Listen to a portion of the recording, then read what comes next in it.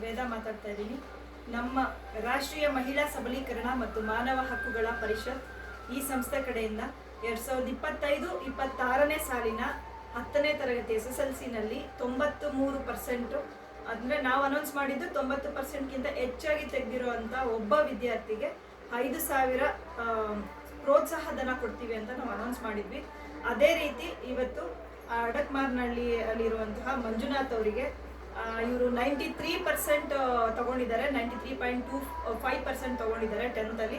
So ಇವರಿಗೆ ಒಂದು all the best ಹೇಳ್ತಾ ಇದ್ದೀವಿ. ನಮ್ಮ ಸಂಸ್ಥೆ ಕಡೆಯಿಂದ 5,000 ರೂಪಾಯಿಯ ಪ್ರೋತ್ಸಾಹಧನಗಳನ್ನ ಕೊಟ್ಟು ನಾವು ಇವ್ರನ್ನ ಗೌರವಿಸ್ತಾ ಇದ್ದೀವಿ, ಅಭಿನಂದಿಸ್ತಾ ಇದ್ದೀವಿ. ಇದೇ ರೀತಿ ಇನ್ನು ಮುಂದೆ ಚೆನ್ನಾಗಿ ಓದಿ ತಂದೆ ತಾಯಿಗೆ ಒಳ್ಳೆ ಹೆಸರು ತಂದುಕೊಡ್ಬೇಕು, ಮತ್ತು ಅದೇ ರೀತಿ ನಿಮ್ಮ ಊರಿಗೆ ಹೆಸರು ತಂದುಕೊಡ್ಬೇಕು. ಇದೊಂದು ಪುಟ್ಟ ಹಳ್ಳಿ, ತುಂಬ ಜನ ಓದಿರ್ತಾರೆ, ಇಲ್ಲ ನನಗೆ ಗೊತ್ತಿಲ್ಲ, ಬಟ್ ನೀವು ಅದರಲ್ಲಿ ಒಬ್ಬರಾಗಬೇಕು. ಒಂದು ಒಳ್ಳೆ ಉನ್ನತ ಮಟ್ಟದಲ್ಲಿ ಓದಿ ಬೆಳೆದು ಒಂದು ಒಳ್ಳೆ ಹುದ್ದೆನ ತಗೊಂಡು ಈ ಒಂದು ಊರಿಗೆ ನೀವು ಸಮಾಜ ಸೇವೆ ಥರ ಮಾಡಬೇಕು ಅನ್ನೋದು ನನ್ನ ಆಸೆ.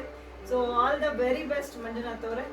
ನಿಮ್ಮ ತಂದೆ ತಾಯಿಗೆ ತುಂಬ ಥ್ಯಾಂಕ್ಸ್ ಹೇಳೋಕ್ಕೆ ಇಷ್ಟಪಡ್ತೀನಿ. ಯಾಕಂತಂದರೆ ನಿಮಗೆ ಇಷ್ಟೊಂದು ಕಡು ಬಡತನದಲ್ಲೂ ನಿಮ್ಮನ್ನು ಪ್ರೋತ್ಸಾಹಿಸಿ ಓದಿಸಿದ್ದಾರೆ, ಮತ್ತು ಮುಂದಕ್ಕೆ ಓದಿಸ್ತಾ ಇದ್ದಾರೆ ಕೂಡ. ತುಂಬ ಖುಷಿ ಆಗುತ್ತೆ. ಒಂದೊಂದು ಹಳ್ಳಿ ಬೆಳೆದ್ರೇನೆ ನಮ್ಮ ದೇಶ ಕಟ್ಟೋದಕ್ಕಾಗೋದು, ಒಂದು ಒಳ್ಳೆ ದೇಶ, ಸದೃಢವಾದಂಥ ದೇಶ ಸೃಷ್ಟಿ ಮಾಡೋದಕ್ಕಾಗುತ್ತೆ. ಸೊ ಹಾಗಾಗಿ ಎಜುಕೇಷನ್ ಅಂತಂದರೆ ತುಂಬ ತುಂಬ ತುಂಬ ಇಂಪಾರ್ಟೆಂಟು ಒಬ್ಬೊಬ್ರು ಜೀವನದಲ್ಲೂ. ಎಲ್ಲರೂ ಅರ್ಥ ಮಾಡಿಕೊಂಡು ಇದೇ ರೀತಿ ಯಾವ ರೀತಿ ನಮ್ಮ ಮಂಜುನಾಥ್ ಅವ್ರಿಗೆ ಅವ್ರ ತಂದೆ ತಾಯಿ ಪ್ರೋತ್ಸಾಹ ಕೊಡ್ತಾ ಇದ್ದಾರೆ, ಅದೇ ರೀತಿ ನಿಮ್ಮ ಮಕ್ಕಳಿಗೆ ನೀವು ಕೂಡ ಪ್ರೋತ್ಸಾಹ ಕೊಟ್ಟು ಓದಿಸಿ, ಚೆನ್ನಾಗಿ ಓದಿಸಿ ಬೆಳೆಸಿ ಈ ಒಂದು ದೇಶಕ್ಕೆ, ಒಂದು ಹಳ್ಳಿಗೆ ಉಪಕಾರ ಮಾಡೋ ಅಂಥ ಮಕ್ಕಳಾಗಲಿ ನಮ್ಮ ಮಕ್ಕಳು ಅನ್ನೋದು ನಮ್ಮ ಆಸೆ. All the very best Manjunath. Thank you.